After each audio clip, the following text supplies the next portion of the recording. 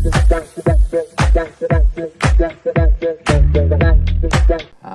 நாங்கள் 8 பேர் சேர்ந்து டைரக்ட் பண்ண படம். இந்த படத்தை எங்களுக்கு நம்பி இந்த படத்தை வாய்ப்பு கொடுத்த என்னுடைய producer Sivakarthikeyan sir, Sudhan sir, Kalai sir, 3 பேருக்கும் ரொம்ப நன்றி எங்கள் 8 பேர் சார்பா.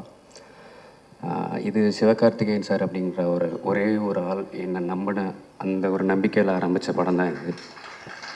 ஏன்னா இந்த படம் கிட்டத்தட்ட நிறைய சாபங்களை தாண்டி கடைசியாக ஒரு இதுக்கு மேலே ஒரு வரம் கிடைக்குமான்ற அளவுக்கு ஒரு இடத்துக்கு வந்து சேர்ந்துருச்சு எங்களுக்கு. இந்த படத்தில் எனக்கு ரொம்ப முக்கியமாக நன்றி சொல்ல வேண்டியது இந்த ப்ரொடக்ஷன் டீம். கார்த்திக் ஐயா, ராகுல் ஐயா, திவாகரன், இவங்க 3 பேரும் எங்களுடைய இபி ப்ரொடக்ஷன் கண்ட்ரோலர்ஸ். நான் நிறைய நேரம் யோசித்தேன், நான் ஏடியா வேலை பார்த்த எல்லா படங்கள்லையுமே அந்த க்ரியேட்டிவ் டைரக்ஷன் டீமும் ப்ரொடக்ஷன் டீமும் சேர்கிற இடத்துல ஒரு சின்ன ஒரு கோல்டு வார் எப்போவுமே இருக்கும். அது பணமும் க்ரியேட்டிவும் சேர்கிற இடத்துல அப்படி ஒரு இருக்கும் எப்போவுமே. ஆனால் இந்த படத்தில் அப்படி ஒரு தடவை கூட எங்களுக்குள்ளே எந்த விதமான பிரச்சனையுமே வரல. அது ஏன்னு நான் ரொம்ப யோசித்தப்போ நான் அப்சர்வ் பண்ணது ஒன்று தான். இந்த ப்ரொடக்ஷன் எங்களை மாதிரியே அவங்களும் பேஷனாக இந்த படத்துடைய ஒவ்வொரு நாளையும் கிடக்கிறாங்க. அவங்களுக்கு எப்படி பட்ஜெட்டுக்குள்ளே இந்த படத்தை முடிக்கணுன்ற அந்த அக்கறை இருக்கோ, அதே நேரத்தில் டைரக்டர் என்ன நினைக்கிறாரோ அதை எப்படியாவது அவருக்கு எடுத்து கொடுத்துடணுன்ற கடமையும் ஒவ்வொரு நாளும் வச்சுக்கிட்டே கிடக்கிறாங்க.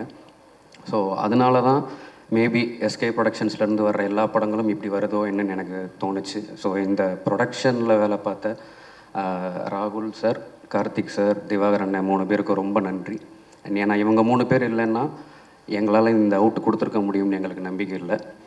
அதுக்கப்புறம் என்னுடைய கோ ப்ரொடியூசர் கலை சார் வந்து சீன் பேப்பர் ஷெட்யூலோட ஸ்பாட்டில் உட்காந்துருக்கு நான் பார்த்த ஒரே ப்ரொடியூசர் அவர் தான். இந்த மாண்டேஜுக்கு 1 மணி நேரம் போதுமே, ஏன் எக்ஸ்ட்ரா போயிட்டுருக்காரு அப்படின்னு வெளியில் கேட்குற சத்தங்கள் எனக்கு கேட்கும். அப்பப்போ உள்ளே வருவார், சிவா எல்லாம் ஓகே தானே அப்படின்னு கேட்பார். அந்த வார்த்தைக்கு அர்த்தம் இன்னும் 5 நிமிஷம் சீக்கிரம் ரெடி பண்ணுங்க, அடுத்த ஷாட்டு போங்க அப்படின்னு அர்த்தம். ஸோ அதுக்கப்புறம் இந்த படத்தில் முக்கியமாக எனக்கு நான் இப்போ இவங்களை ரெப்ரசன்ட் பண்ணி டைரக்டர்னு இந்த அப்ரிசியேஷன்ஸ் எல்லாம் வாங்குகிறேன். ஆனால் என்னை விட அரக்கத்தனமாக உழைச்சவங்க இந்த டீம் தான். இந்த படத்துக்கு நாங்கள் காஸ்டியூம் டிசைனர் வச்சுக்கல, அதுக்கு பதிலாக அதோடைய எல்லா வேலையும் பார்த்தது ஆனந்த் தான். இந்த படத்தில் பல லொக்கேஷன்ஸ் வாங்க வாய்ப்பே இல்லை அப்படின்னு நாங்கள் விட்டுருந்த டைம்லேயும் ஒவ்வொரு லொக்கேஷன்லேயும் அந்தந்த ஓனர்கிட்ட போய் உட்காந்து கையை பிடிச்சி காலை பிடிச்சி பெர்மிஷன் வாங்கினவன் வந்தான் சாமி. அதுக்கப்புறம் இந்த படத்தோடைய ஆர்ட் டிபார்ட்மெண்ட்டில் கொஞ்சம் இரக்கமே இல்லாத நிறைய ப்ராப்ஸை கேட்டேன். அது அத்தனையும் அலைஞ்சு திரிஞ்சு தேடி வாங்கினது சாமியும் விசாகனும் தான்.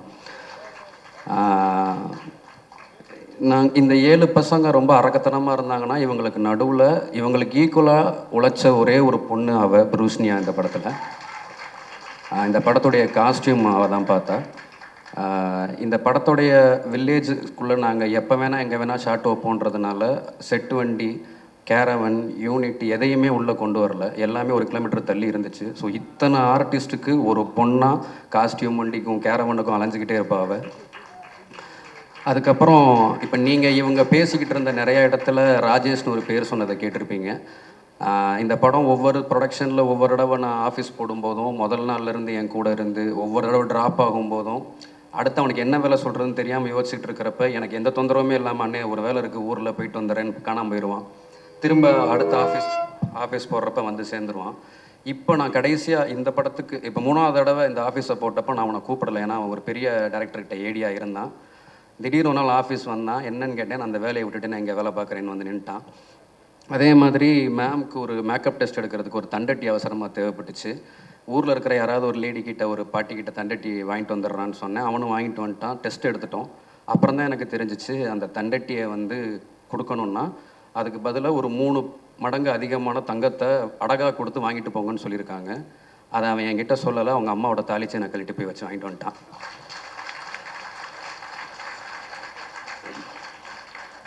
இது நானும் கௌரியும் ஒன்றா தான் அசிஸ்டன்ட் டைரக்டர்ஸாக ஸ்டார்ட் பண்ணோம். இந்த படம் ஆரம்பிக்கிறப்ப அவன் இல்லை, ஆனால் ஒரு ஷூட்டிங் நடந்துக்கிட்டு இருந்த டைமில் கொஞ்சம் இன்னொரு ஆள் அதிகமாக தேவைப்படுதுன்னும் போது அவன் வேற ஒரு பெரிய பிரச்சனையில் இருந்தான், காலைல கிளம்பி வர முடிய மாட்டான்னு வந்தான், மொத்த படமும் முடிச்சு கொடுத்து இப்போ வரைக்கும் என் கூட தான் நிற்கிறான் அவன். அதே மாதிரி இவன் விக்னேஷ் இந்த படத்துடைய டப்பிங்கை லாக் பண்ணி கொடுத்துட்டு நிவாஸ் சார்கிட்ட சாங்ஸை வாங்கி கொடுத்துட்டு பிஜிஎம் லாக் பண்ணதுக்கப்புறம் இந்த படத்துடைய போஸ்ட்டில் என்ன வேலை நடந்துச்சுன்னு எனக்கு எதுவுமே தெரியாது. ஆனால் அத்தனையும் ஒரே ஆளாக ராத்திரி பகலாக பார்த்து அவன் வந்தான். இவன் ஆதி நான் பார்த்து நான் ஏடியாக இருந்த காலத்துலேருந்து எடிட்டிங் ரிப்போர்ட் எழுதுகிற ஒரு ஆள் ஷூட்டிங்கில் டெப்த்தில் ஃபீல்டு கிளியர் பண்ணிக்கிட்டு இருந்த ஒரே ஆள் இவன் தான். ஸோ அந்தளவுக்கு ஒவ்வொரு ஷாட்டுக்கும் எவ்வளோ ஓட முடியுமோ ஓடுவான் அவன். ஸோ இப்போ இவங்க இல்லைன்னா நான் இங்கே நின்று இந்த டேரக்டர்ன்ற அந்த அப்ரிசியேஷனை வாங்கியிருக்க முடியாது. ஸோ இவங்க எல்லாருக்கும் நான் ரொம்ப நன்றி சொல்லிக்கிறேன். ஸோ அதுக்கப்புறம் இங்கே இந்த படத்தில் வேலை பார்த்த எல்லா டெக்னீஷியன்ஸுக்கும் என்னுடைய நன்றி எப்போவுமே இருக்குது. அண்ட் அவங்களுடைய அசிஸ்டன்ஸ் எல்லாம் இந்த படத்துக்கு வேலை பார்த்ததுங்கிறது ஒரு பெரிய உழைப்பு கொடுத்தாங்க. அவங்க எல்லாருக்கும் ரொம்ப நன்றி.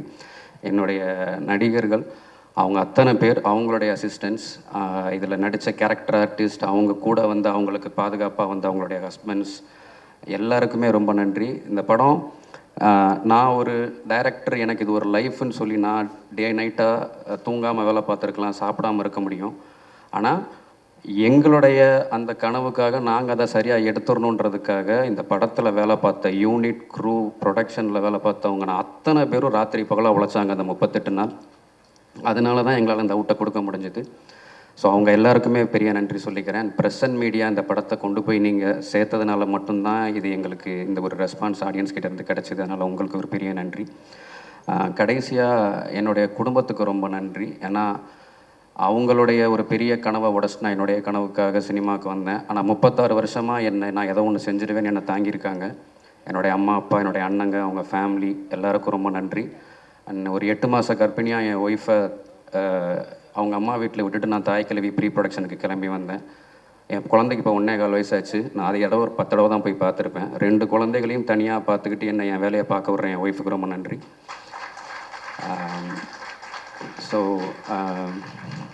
ஆல்மோஸ்ட் நான் கண்டிப்பாக எவ்வளோ ஞாபகப்படுத்தி பார்த்தாலும் ஏதோ ஒரு பேரை விட்டுருப்பேன். அதனால் நீங்கள் யாரும் என்னை தப்பாக நினச்சிக்க வேணாம். நீங்கள் எல்லாம் என் வார்த்தையில் இல்லைனாலும் என் வாழ்க்கையில் எப்போவுமே என் கூட இருக்கீங்க. அதுக்கு ரொம்ப ரொம்ப ரொம்ப நன்றி. கடைசியாக ரொம்ப முக்கியமாக 2 பேர், சுதன் சார் வந்து என்கிட்ட இந்த கதையை சொன்ன அன்றைக்கி இது எத்தனை நாளோட எடுக்க போகிறேன்னு கேட்டார். அதுக்கப்புறம் ஒரு 3 மாதம் கழித்து இந்த படத்தை பார்த்துட்டு இதை எப்படி எத்தனை நாளில் எடுத்தேன்னு கேட்டார். அவ்வளோதான் அவர் என்கிட்ட பேசின மொத்த 2 வார்த்தையே. அவருக்கு ரொம்ப நன்றி. கடைசியாக என்னுடைய ப்ரொடியூசர், என்னுடைய ஹீரோ சிவகார்த்திகேயன் சார். ஒரு டைரக்டர் வந்து அவருடைய ப்ரிவ்யூ ஷோஸில் வந்து ஆடியன்ஸ் ரெஸ்பான்ஸ் பார்க்க படிக்கட்டிலேயே நின்றுக்கிட்டு பார்ப்பாங்க. நானும் பார்த்துருக்கேன். ஏடியா இருக்கிறப்போ நானும் அப்படி தான் நின்னேன். இந்த படம் எத்தனை ப்ரிவ்யூ ஷோஸ் போடப்பட்டுச்சோ அத்தனை ப்ரிவ்யூலையும் என் பக்கத்தில் ஸ்டெப்ஸ்லேயே நின்று தான் அவரும் ஆடியன்ஸ் ரெஸ்பான்ஸை பார்த்துக்கிட்டே இருந்தார். பல நேரம் யோசிப்பேன், அவருடைய பொசிஷனில் ஒரு ஹீரோ, அவர் ஒரு ஸ்டார், அவர் இதை ஏன் பண்ணுறாருன்னு பார்க்கும்போது அவருக்கு ஒன்று தான், ஆடியன்ஸ் தான் என்ஜாய் பண்ண மாதிரி என்ஜாய் பண்ணுறாங்களா, அது ஒன்று மட்டும்தான் அவருடைய கவனத்தில் இருந்துகிட்டே இருந்துச்சு. சொல்லுவார், இப்போ கிளாப்ஸ் அப்படின்னுவார், கிளாப்ஸ் வரும், இப்போ விசில்னுவார், விசில் வரும். So thank you sir. நீங்கள் எங்களுக்கு என்ன பண்ணியிருக்கீங்கன்னா, என்னுடைய எடிட்டர் சொன்னார், விரும்மாண்டி பார்த்துட்டு தான் சினிமாவுக்கு வந்தேன்னு. உங்களுக்கு தெரியும், நானும் அப்படி தான் வந்தேன், வினீஷும் அப்படி தான் வந்தார். நீங்கள் எங்களுக்கு என்ன பண்ணியிருக்கீங்கன்னா, கமல் சாரை எங்கேயோ இருந்து பார்த்துக்கிட்டு இருந்த எல்லாரையும் கமல் சார் ஆஃபீஸில் உட்காந்து வேலை பார்க்க வச்சிட்ருக்கீங்க. Thank you sir. எல்லாருக்கும் நன்றி. தேங்க்யூ.